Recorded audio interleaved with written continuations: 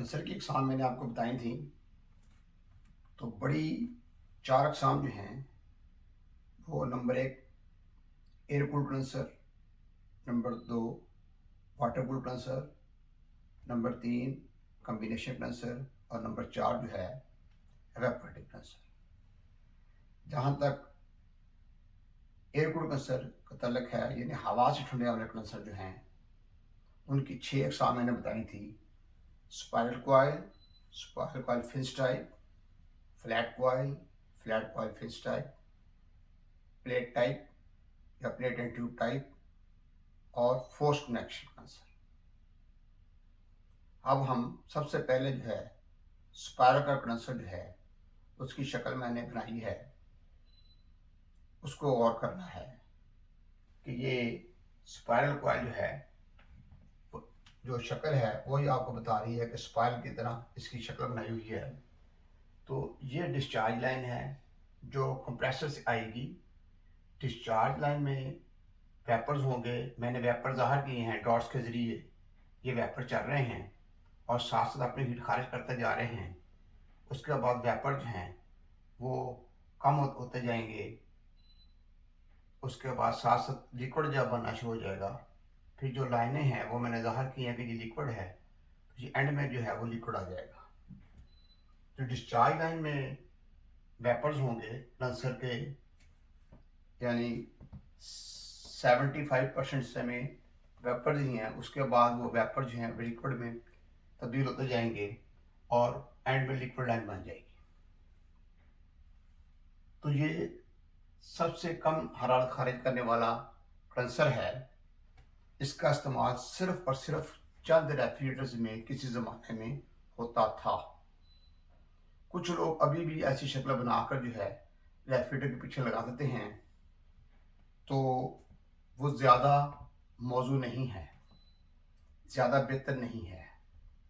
उसकी क्या वजह है कि यहाँ से रेफ्रिजरेटर जो है इस दायरे के अंदर जो है वो जल्दी घूमकर अगले सिरे पे पहुंच जाती है तेज़ी के साथ। इस तरीके से हरारत खारिज करने का अमल जो है वो इतना बेहतर नहीं होता।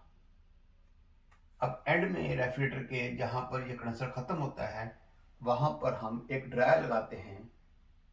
ड्रायर जो है क्या काम करता है कि वो रेफ्रिजरेंट जो है उसके अंदर अगर नमी होगी तो वो जज़ब कर लेगा, गंदगी को रोकेगा। उसके अंदर स्ट्रेनर्स लगी होती हैं, उसकी डिटेल बाद में हम करेंगे।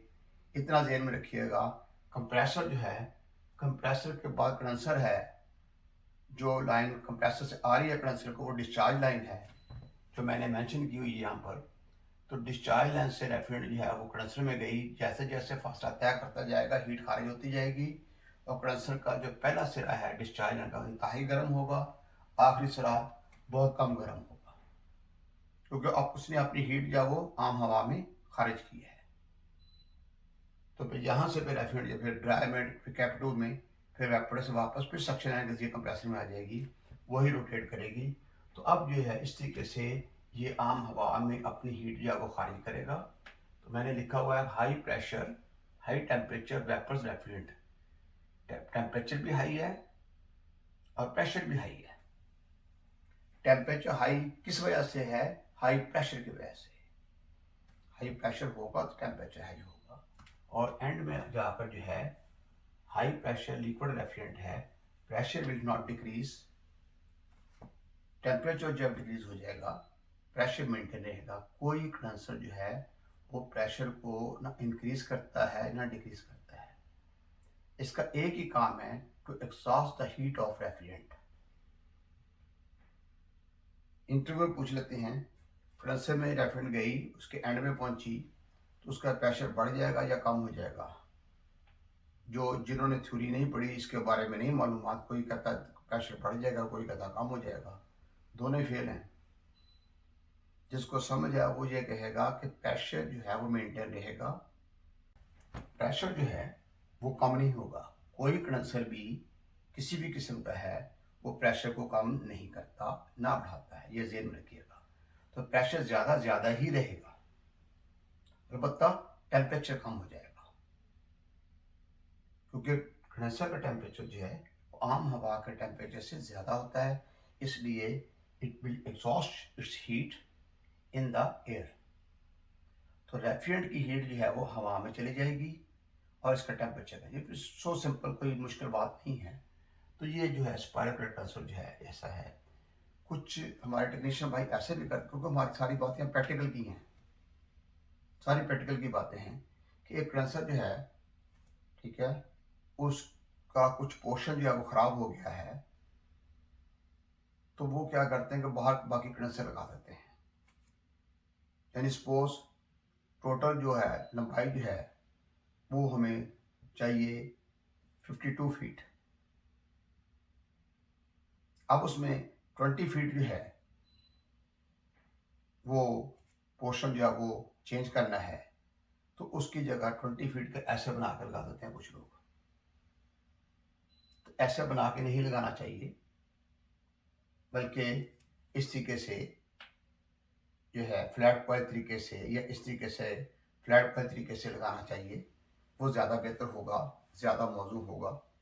बने बनाए कंडेंसर बाज़ार से मिल जाते हैं, छोटे साइज़ के मिल जाते हैं, उनका साथ अटैच कर लेते हैं। और ये भी याद रखिएगा कि जब दूसरा कंडेंसर अटैच करना है तो बिल्कुल साथ ही जोड़ देना, बल्कि दूसरे कंडेंसर को थोड़ा डिस्टेंस पे रखना है ताकि हीट अच्छी तरह खारिज हो सके। अगला जो है दूसरा कंडेंसर जो हवा से ठंडे होने वाला जो है वो है spiral coil finch type condenser. Spiral coil ही है, लेकिन इसके ऊपर जो है वो तारें लगा दी गई हैं, तारों के टुकड़े लगा दिए गए हैं छोटे छोटे, और इसके साथ जो है वो शोल्डर कर दिए गए हैं, इसके साथ जोड़ दिए गए हैं, वेल्ड कर दिए गए हैं। अब ये तारें जो हैं इसकी हरारत खारिज करने में मददगार साबित होती हैं, क्योंकि इसका जो पाइप गर्म होगा साथ तारें गर्म होगी, तारें मज़ीद हरारत खारिज करने में मददगार साबित होंगी। वजह यह है कि तारों की वजह से सरफेस एरिया बढ़ गया। तो इस तरीके से फ्लैट कॉइल कंडेंसर की निस्बत फ्लैट पर फिंच टाइप कंडेंसर जो है वो बेहतर काम करेगा, ज़्यादा हीट खारिज करेगा। कंडेंसर जितनी ज़्यादा हीट खारिज करेगा, एवापोरेटर उतनी ज़्यादा हीट जज़ब करेगा। एवापोरेटर डिपेंड्स ऑन कंडेंसर, ये पक्की बात याद रखें। कंडेंसर ने जितनी ज़्यादा हीट खारिज करनी है, एवापोरेटर ने उतनी ही ज़्यादा हीट जज़ब करनी है। अब एक तो ये तारे के टुकड़े लग जाएं, उसको और बेहतर बनाने के लिए फिंस जो हैं पतरियाँ, तारों को भी फिंस कर देंगे और पतरियों को भी फिंस कर देंगे। अगर पतरियाँ जो हैं, चादर के टुकड़े जो हैं, नरम चादर के टुकड़े जो हैं, वो अगर लगा दिए जाएं इसी तरीके से, तो हरारत खारिज करने का अमल और बेहतर हो जाएगा। इस तरीके से अकेला स्पाइरल कॉइल होगा, इतनी हीट खारिज नहीं करेगा। अगर तारें लगा दी जाएंगी तो और बेहतर हीट ज़्यादा खारिज करेगा। अगर पतरियाँ लगा दी जाएंगी तो बहुत ही बेहतर जो है वो हीट खारिज करने का अमल हो जाएगा। इस तरीके से इसको बेहतर से बेहतर बनाने के लिए हमें क्या करना है, सरफेस एरिया को बढ़ाना है। तो सरफेस एरिया जो है वो बहुत ध्यान में रखिएगा। कुछ हमारे टेक्नीशियन भाई जो है वो पाइप जो है कंडेंसर का पाइप बढ़ा देते हैं, तो वो समझते हैं कि हमने काम सही कर दिया कि ये पाइप इतना लगना चाहिए, पाइप ये बढ़ा दिया। पाइप के साथ जब तक आप सरफेस एरिया नहीं बढ़ाएंगे तो प्रॉपर तरीके से काम नहीं होगा। तो ये पाइप इतना कम होगा, उतना पाइप और डाल के साथ दूसरे कंडेंसर के साथ बांध दिया, ये नहीं है। यानी अगर आपने कंडेंसर की लंबाई में इजाफा करना है तो साथ ही आपने पतरियों का या तारों का इजाफा भी करना है। तो ये चीज़ें याद रखिएगा। ये तारें जो हैं या पतरियाँ जो हैं ये सरफेस एरिया बढ़ाती हैं और इसकी कारकर्दगी बेहतर हो जाती है। अब हमने दो कंडेंसर पढ़ लिए हैं, एक स्पाइरल कॉइल, दूसरा spiral coil finch type. Finch type में हमने आपको बता दिया है कि इनमें से भी जो बेहतर होगा वो पतरियों वाला होगा, तारों वाला नहीं होगा इतना बेहतर। इसलिए इस बात को ध्यान में रखिएगा। हमें तो काम को समझना है कि बेहतर से बेहतर काम कैसे हो सकता है। तो ये दोनों कंडेंसर मैंने बता दिए हैं। फिजिकली अमली तौर पर जो है इनका इस्तेमाल जो है तकरीबन ना होने के बराबर है। कभी कभार ऐसी कुछ फ्रिज आपके पास आ जाए इसके पीछे ये लगा हो, अब बाहर तो तकरीबन इनका इस्तेमाल जो है वो तकरीबन नहीं हो रहा।